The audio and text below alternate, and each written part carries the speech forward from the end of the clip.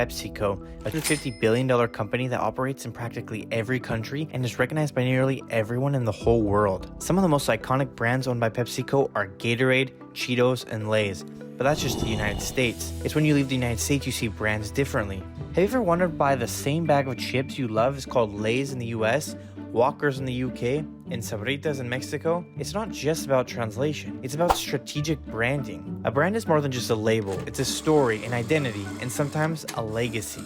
When PepsiCo acquired local brands like Walkers in the UK, they didn't just slap the Lay's name on every bag of chips. But why? It's because these brands were already household names, deeply ingrained in the local culture and consumer habits. Imagine if Walkers suddenly became Lay's in the UK. You might still enjoy the chips, but would you trust the brand as much? Probably not. That's why PepsiCo decided to keep the Walkers name in the UK, and for example the Sabritas name in Mexico, while respecting the local identity and loyalty built over decades. So why does Pepsi go through all the trouble in maintaining these different names? The answer lies in brand equity. The value of a brand in a specific market is when a brand like Walkers has been around for decades in the UK, and changing its name could mean losing the complete trust of loyal customers who grew up with that brand. And it's not just the name that changes, the flavors change too. Brandings around the world isn't just about slapping that different logo on that I mentioned earlier, it's about adapting to these taste preferences and even culture nuances of each market.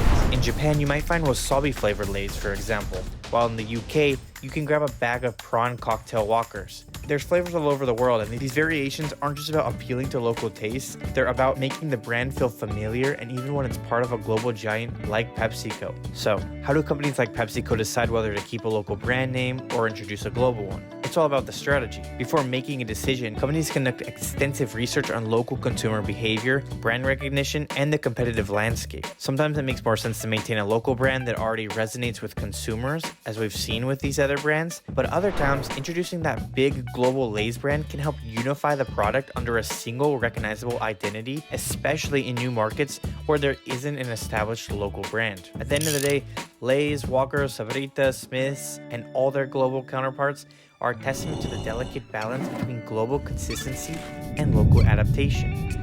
It's a strategy that allows PepsiCo to maintain its identity as a global brand while still respecting and embracing the unique cultures of the markets they serve. And so next time when you're snacking on these chips, whether it's Lay's, Walkers, whatever it is, remember that you're tasting more than just a chip. You're tasting an experience of a piece of a global branding strategy that has been carefully crafted to connect with you, no matter where you are in the world. And thank you so much for watching, and if you enjoyed this video, let me know in the comments, and let me know what other type of videos you'd like to see.